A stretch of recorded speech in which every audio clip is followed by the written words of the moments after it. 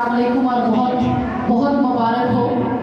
जैसा कि आज ये जो हाई अचीवर्स अवार्ड सेरेमनी के मौका के ऊपर आपने हमें उससे कोई इनकार नहीं कर सकता। और एजुकेशन हर फर्द के लिए, चाहे वो मेल है, फीमेल है, बच्चा है, बूढ़ा है, वो उसके लिए बहुत ही ज़्यादा इम्पोर्टेंट है, क्योंकि एजुकेशन ही वो वाहिद चीज़ है जिसके ज़रिए आप एक इंसान और अपने हैवान और इंसान और लेकिन उसके साथ साथ एक चीज़ है तरबियत, जिसका फुकदान देखने में आ रहा है।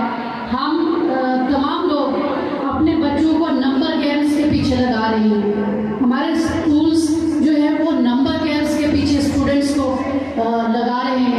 सिस्टम की जो यहाँ पे जिम्मेदारान मौजूद हैं, आप सब बहुत बेहतरीन किरदार अदा कर रहे हैं, लेकिन मैं आपसे ये गुजारिश करना चाहूँगी कि एजुकेशन के साथ साथ आप बच्चों की तरबियत के ऊपर भी तवज्जो दीजिए। एजुकेशन के ऊपर तवज्जो देना। हमारी वीडियोस देखना चाहते हैं तो AJK एक्सक्लूसिव डिजिटल को फॉलो और लाइक करें।